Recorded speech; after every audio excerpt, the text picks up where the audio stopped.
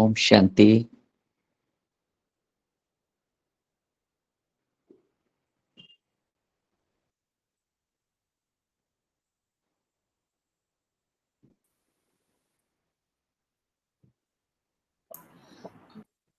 Thank you very much.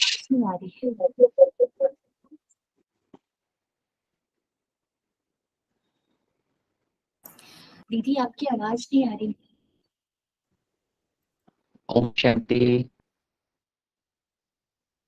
अच्छा मैं शुरू करूँ मैं?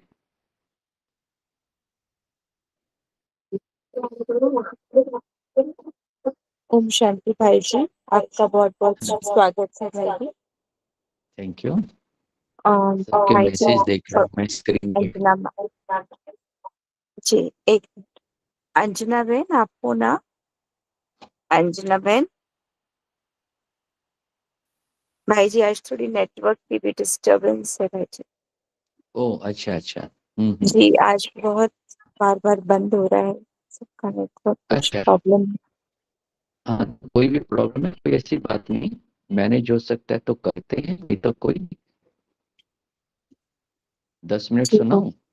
हाँ जरूर भाई जी, एकदम एकदम शुरू हाँ करिए भाई जी, हाँ, सभी आ मैं गए शुरू हैं। करता हूँ। आपका हाँ बहुत ठीक है, बहुत ओके। स्वागत है। मेरी भाई जी से पर्सनली बात हुई थी, बहुत सुंदर टिप्स बताएंगे आज भाई जी हम लोगों को सभी को। अपना कॉपी पेन भी लेकर के बैठेंगे सभी, थोड़ी देर के लिए भाई जी आए हैं लेकिन सभी से मुलाकात करेंगे, है ना? हाँ सभी फिर रेडी आएंगे, हो जाए। फिर हाँ जी फिर भाई जी, करेंगे। हाँ जी ठीक। जी भाई जी। ओम शांति सभी भाई हम बहनों सब को। हाँ, तो बस थोड़े समय में जो महत्वपूर्ण बात है, वर्तमान समय हम क्या पुरुषार्थ करें और हमारी योग की स्थिति कैसे होनी चाहिए। क्योंकि आजकल संडे को जो बाबा अव्यक्त महावाक्य हम सबके सामने उच्चारण कर रहे हैं, तो आप सब देख रहे हैं कि वो सब महावाक्य बहुत बहुत महत्वपूर्ण और शक्तिशाली हैं। और वो सभी अंतिम समय के हमारे फाइनल एग्जाम के कंसर्न रखते हुए सारे महावाक्य हैं। तो हम सभी समय की धारा के अनुसार चलते हुए देखें कि अभी समय आ चुका है, हम सबको अपनी फाइनल तैयारी करनी है और उसी के लिए बाबा तैयारी करा रहे हैं। तो इस संडे के मुरली को लेकर मैं चल रहा हूँ आप सबके सामने।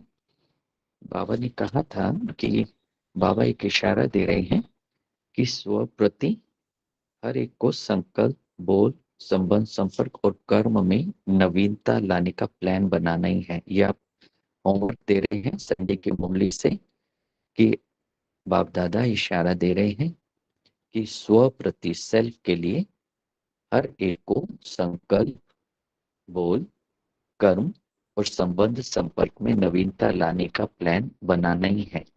अब वो नवीनता क्या होनी चाहिए वो बताते हैं आपको। नवीनता माना कुछ नया नहीं, लेकिन क्योंकि ये जो संडे के महावाक्य थे, ये सारे प्रारब्ध स्वरूप के ऊपर चले थे कि अभी हम सबको एक दो से पुरुषार्थी स्वरूप नहीं दिखाई देना चाहिए, या हमें नहीं दिखाना है, लेकिन हमारा प्रारब्ध स्वरूप दिखाई देना चाहिए कि भविष्य में हम किस पद को प्राप्त करना चाहते हैं, अर्थात क्या पुरुषार्थ हमने किया है और उसमें हमारे संकल्प क्या चलने चाहिए, हमारा बोल, हमारे कर्म और संबंध संपर्क में आने की विधि क्या होनी चाहिए। तो उसमें बाबा ने इस बात को लास्ट में इस मुरली में क्लियर किया कि आप सभी से जब पूछते हैं कि बाबा से प्यार है तो सब कहते हैं बहुत प्यार है, 100% से भी ज्यादा। तो बाबा ने कहा प्यार की निशानी क्या है? प्यार की निशानी है समान बनना, बाप समान।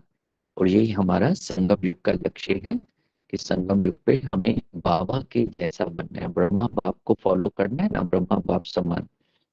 तो जिससे प्यार होता है ना, बाबा ने फिर बताया, जिससे प्यार होता है उस जैसा बोलना, उस जैसा चलना, उस जैसा संबंध संपर्क निभाना, ये है प्यार की निशानी। जिससे प्यार होता है उसके जैसा बोलना, उस जैसा चलना, उस जैसा संबंध संपर्क निभाना, ये है प्यार की निशानी।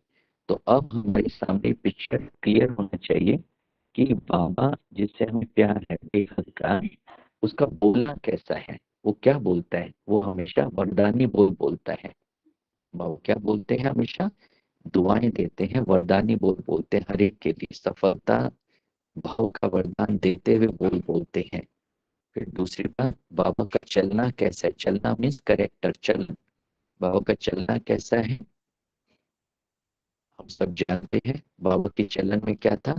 क्षमा भाव और प्रेम भाव। हमेशा हर बच्चे को उसकी किसी भी कमी कमजोरी गलती के लिए, नेगेटिविटी के लिए क्षमा भाव धारण करके और अपने प्रेम भाव के गुण से बाबा को आगे बढ़ाते थे। ये बाबा की चलन है, निर्दोष वृत्ति और औरों का सहारा बन करके चलना। फिर बाबा का संबंध संपर्क निभाने का तरीका क्या था? न्यारा और प्यारा होकर संबंध संपर्क निभाना। खुश रहो, आबाद रहो, न बिसरो न याद रहो, ये बाबा का स्लोगन था। कि प्यार देने में भी कोई कमी नहीं और न्यारा होने में भी कोई कमी नहीं, संतुलन बहुत अच्छा होता था बाबा का। तो ये है कि हमें ये नवीनता लेकर आनी कि बाप समान बोल कर्म करने में और संबंध संपर्क निभाने में या संकल्पों में कोई कमी है, तो हमें अपने संकल्प को, अपने बोल को, अपने कर्म और संबंध संपर्क की विधि को बाप से टैली करके फिर रिस्पॉन्ड करना है हर एक को। समझे? इस बात को क्लियर है ना? अच्छा, फिर पवन का इस होमवर्क को करने में बैरियर कौन सा है? तो बाबा ने कहा इस चीज को बहुत अच्छी तरह से कि संस्कार ऐसा नहीं है कि आपने प्लान बनाया है तो सब काम इजीली ऐसे ही हो जाएगा, नहीं। टफ एग्जामिनेशन है ये। तो किसी भी विद्यार्थी की को वो बहुत ब्रिलियंट है ये देखने के लिए क्या करना पड़ेगा? टफ क्वेश्चन पेपर देना पड़ता है। तो बाबा ने कहा कि संस्कार वैरायटी अभी भी दिखाई देंगे, सबके संस्कार अभी संपन्न नहीं हुए हैं, लेकिन संस्कार वैरायटी अभी भी दिखाई देंगे, सब संपन्न नहीं हुए हैं, लेकिन अभी औरों के कमजोर स्वभाव, कमजोर संस्कारों का प्रभाव हमारे ऊपर नहीं पड़ना चाहिए। अभी हमारे ऊपर औरों के कमजोर स्वभाव, कमजोर संस्कार का प्रभाव नहीं पड़ना चाहिए। और इसकी सेफ्टी का साधन क्या है? बाप दादा की छत्र छाया में रहना। छत्र छाया श्रीमत, श्रीमत अनुसार बोल बोलना, श्रीमत अनुसार संकल्प करना, है ना, श्रीमत अनुसार संबंध और संपर्क निभाना, श्रीमत अनुसार कर्म करना। तो बाप दादा की छत्र छाया में रहना और बाप दादा के साथ कंबाइंड रहना। और छत्र छाया है बाबा की, जैसा बताएं, श्रीमत। तो इस पर सभी अटेंशन दें। ये 15 दिन का होमवर्क लेके चलिए कि 15 दिन में हमें इस नवीनता को अपनी प्रैक्टिकल लाइफ में धारण करना ही है। और इन सब का अगर सार लें तो एक ही शब्द में आता है, दुआएं देना और दुआएं लेना। कोई हमें नेगेटिव भी दे रहा है तो हम उसके नेगेटिव को भी, कड़वेपन को भी दुआ बना करके लेंगे कि ये सामने वाला मेरी सहन शक्ति को बढ़ाना चाहता है, ये मेरे पेशेंस को बढ़ा रहा है, ये मेरी लेट को पावर समेटने की शक्ति को बढ़ा रहा है। तो ऐसे हम उसको दुआ बना करके और धारण करने उसकी कड़वाहट को भी और क्षमा भाव धारण करते हुए उसको दुआ देंगे यहाँ से कि आप बहुत अच्छे हैं, आपने हमें बहुत पावरफुल आत्मा बनाने की जिम्मेवारी ली हुई है, तो अवश्य हम उनके ही दिखाएंगे, आपकी शुभकामनाओं को अवश्य पूरा करेंगे। तो ये क्या हो गया कि मैंने खराब को भी अच्छे में बदल दिया, गाली को भी दुआ में बदल दिया, है ना। और तो ये इस तरह से लेना है औरों के सामने वालों की बातों को, उनके शब्दों को, कि उस उनके उन शब्दों से, उस व्यवहार से मेरे जीवन में प्राप्ति क्या हो रही है। ठीक है ना? तो इस तरह से ये होमवर्क करेंगे तो आपको बहुत अच्छा भी लगेगा और नवीनता लगेगी।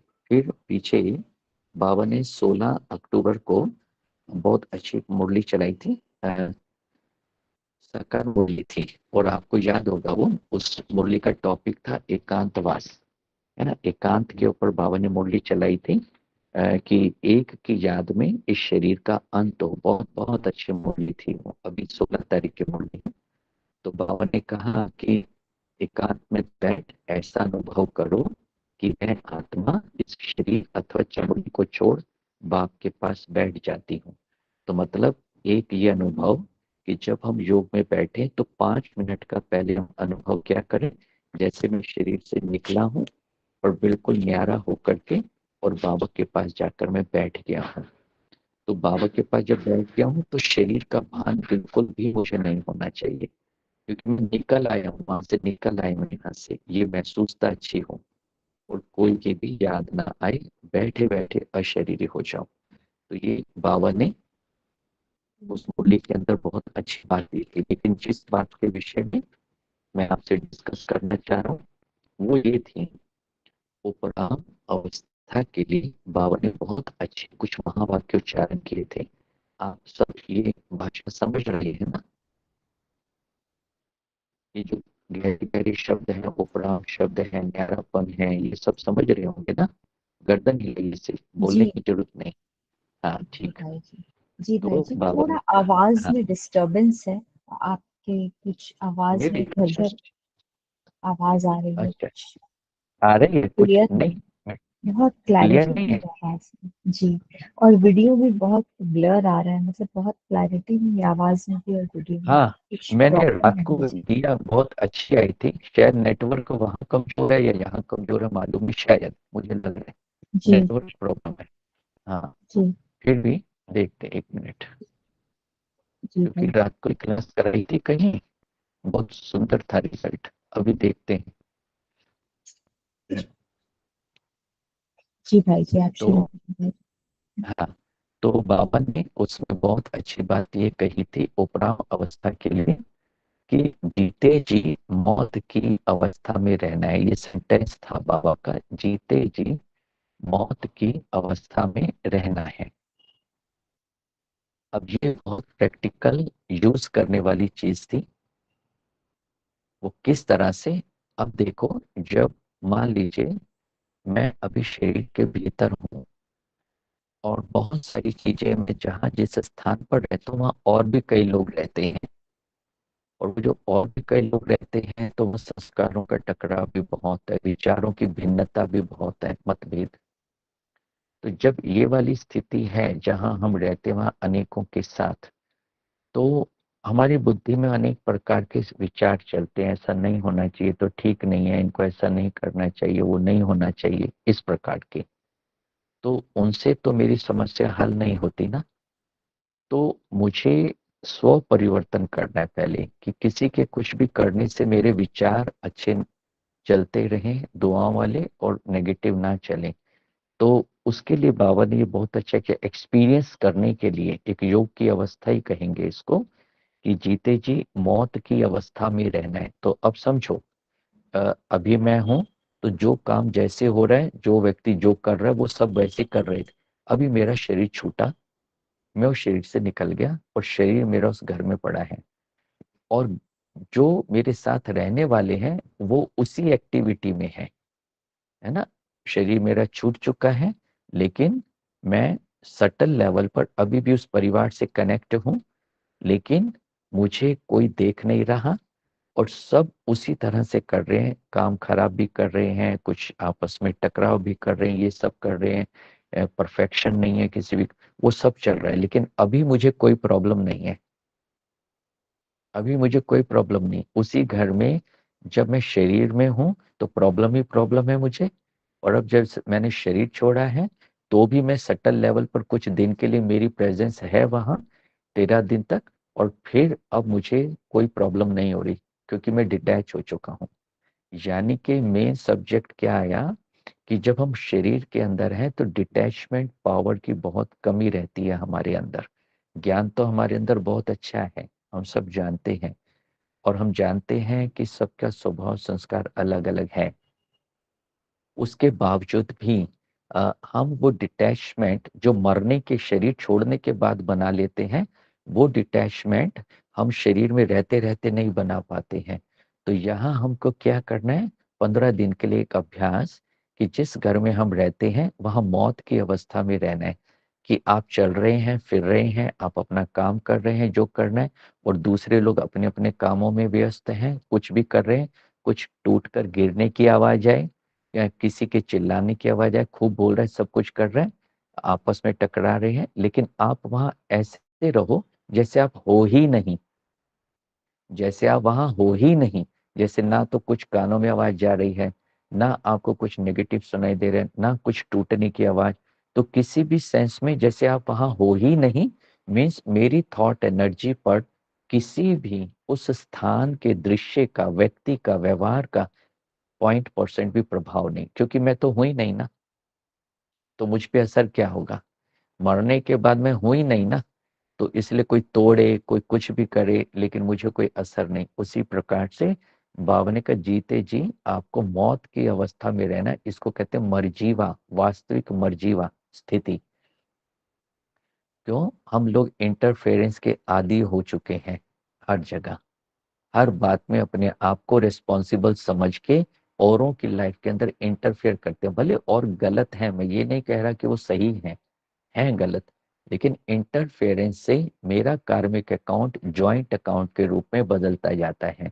तो इस बात को हम सब समझें अच्छी तरह से और महसूस करें, और इस अभ्यास को हम 15 दिन तक अपनी लाइफ के अंदर इम्पोर्टेंस दें, और सभी करके देखिए, बहुत एंजॉय करेंगे। क्योंकि आज से 2-3 महीने पहले भी बाबा ने सेम सेंटेंस दूसरी मुरली में बोला था।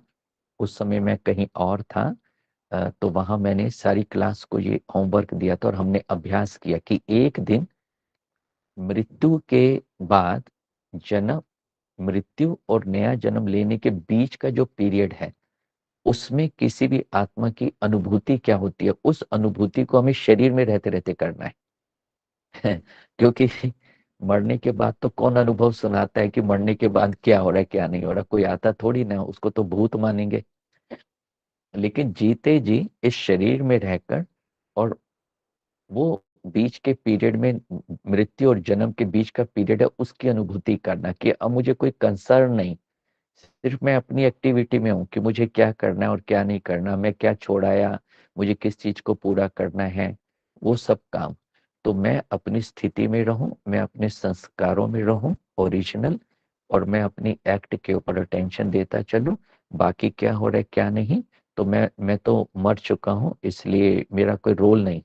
तो मैं जरा 15 दिन वो टेस्ट तो लेके देखो ना, एक सुंदर सा, कि भाई आत्मा अकेली आई है, अकेले जाना है, और ये साथी संगी साथी सब यहाँ बनाए हैं, तो क्या जरूरत पड़ी है?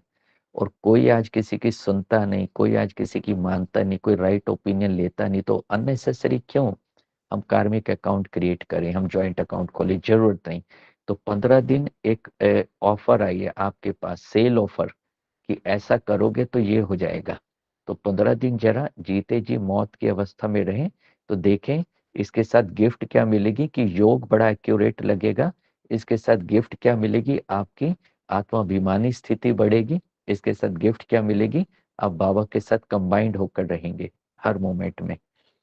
तो ये आप सभी बहनें भाई जो भी सुन रहे हैं, इस होमवर्क को कीजिएगा, आपको बहुत बहुत मदद मिलेगी, और एक नवीनता आएगी जीवन में, बहुत सुंदर। क्योंकि ज्ञान सुनना आसान है, लेकिन ज्ञान का एक्सपेरिमेंट जब तक नहीं करेंगे मजा नहीं आता है।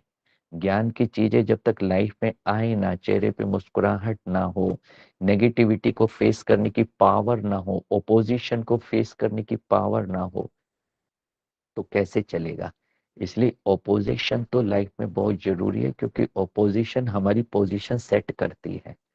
तो पोजीशन को अगर प्राप्त करना है हाई लेवल की, तो फिर ओपोजिशन को उतना हायर लेवल पे फेस करना है, राइट? अगर छोटी मोटी ओपोजिशन को फेस करेंगे तो दास दासी बनेंगे या साधारण प्रजा बनेंगे। अगर हायर लेवल की ओपोजिशन फेस करेंगे तो रॉयल कुल के व्यक्ति बनेंगे, राजाई फैमिली के। तो डिसाइड तो खुद करना है कि हमें माया से डरना है, ऑपोजिशन से, या ऑपोजिशन को चैलेंजिंग वे में एक्सेप्ट करना है और उसका सामना करना है, अपनी पावर बढ़ानी है।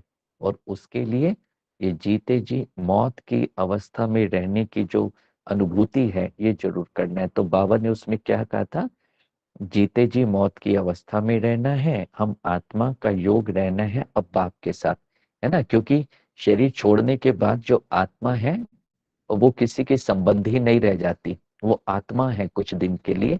और वो आत्मा किसकी होती है? भगवान की बच्ची है, बच्चा है वो तो अब योग रहना है बाप के साथ। तो इन 15 दिनों में अगर मैं मर चुका हूँ शरीर से मौत की अवस्था में, तो मेरा बुद्धि का योग कहाँ रहेगा फिर?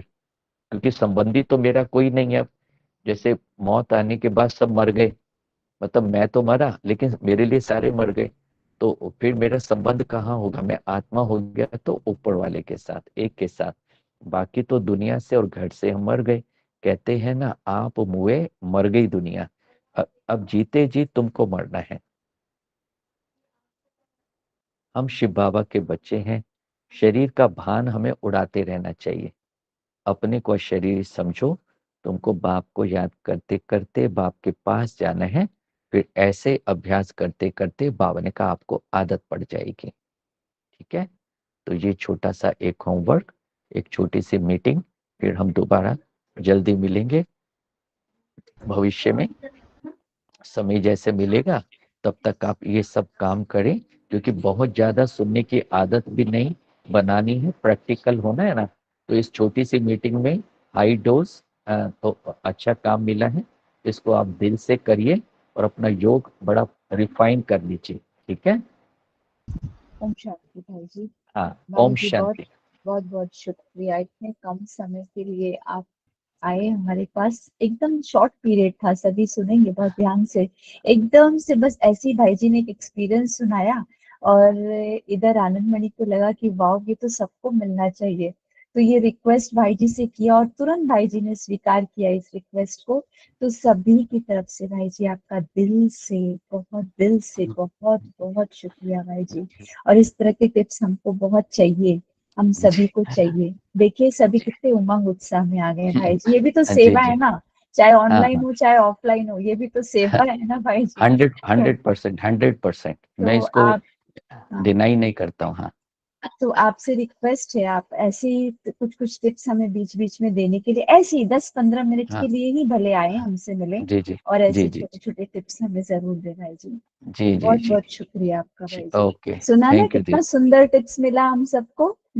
और भाई जी एक बार अगर रिकैप करें तो आपने ये बताया है कि ड्रामा में जो भी हो रहा है उसको, जैसे मरा हुआ कोई व्यक्ति होता है, सब कुछ एक्सेप्ट भी कर रहा होता है, मतलब एक्सेप्ट करने का भी भान नहीं है उसको, पहली बात। हाँ नहीं। और जो जी कुछ हो रहा है सब स्वीकार करते हुए बहुत खुशी से चल रहा है। लेकिन पुरुषार्थ पे कड़ी नजर है, क्योंकि बाहर नजर नहीं है, इसलिए सारी नजर उसकी इंट्रोवर्ट हो गई है, अब सिर्फ जी अपने जी ऊपर चली गई है। जी जी जी जी जी। जी भाई जी, बहुत सुंदर। थैंक यू जी। सो मच भाई जी। ओके, फिर बहुत मिलते हैं। ओम राइट। शांति। ओम शांति भाई जी, ओम शांति। Thank you very much. सबके थैंक अच्छे यू, अच्छे वो आ थैंक रहे, मैसेज आ रहे हैं। यू जी भाई जी, थैंक यू। प्रीति बहन ने गीत लगा तो सभी का बहुत बहुत शुक्रिया। इतने शॉर्ट नोटिस पे सभी ज्वाइन हुए हैं, उसके लिए बहुत बहुत शुक्रिया सबका। ठीक है, ऐसे ही बीच बीच में हम 15 मिनट 20 मिनट के लिए भाई जी के साथ मिलेंगे और कुछ टिप्स ऐसे ही शेयर करेंगे भाई जी हर थोड़े थोड़े दिन। ओके, बहुत बहुत शुक्रिया। ओम शांति। आज के लिए इतना ही।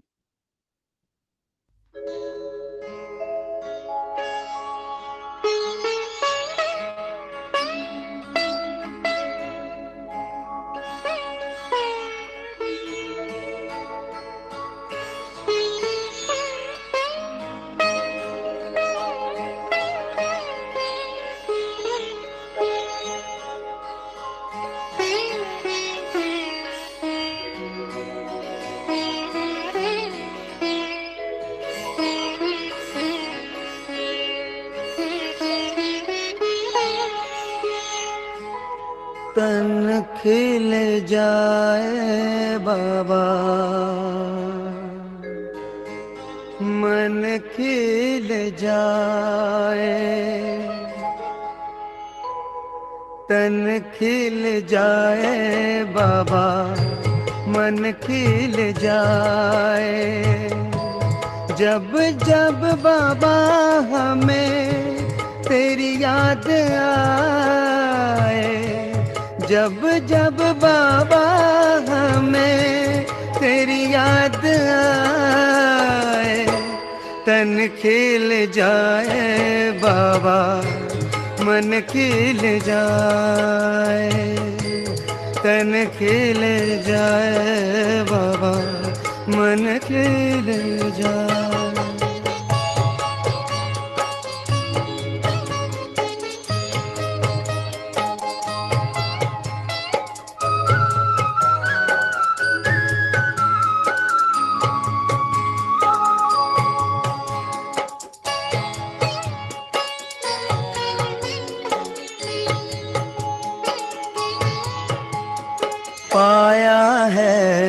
जब से हमने प्यार तुम्हारा, भूल गए हम तब से संसार हमारा।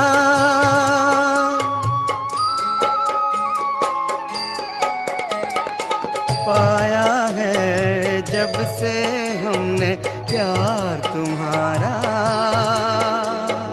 भूल गए हम तब से संसार हमारा। ज्ञान के हमको पंख लगाए, ज्ञान के हमको पंख लगाए। जब जब बाबा हमें तेरी याद आए, तन खिल जाए बाबा, मन खिल जाए।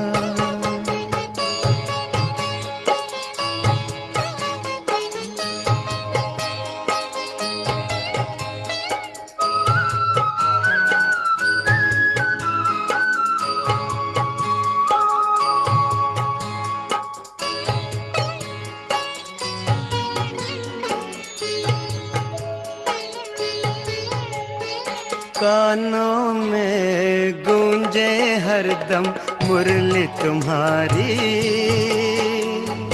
श्रेष्ठ बनाया हमको श्रीमत तुम्हारी।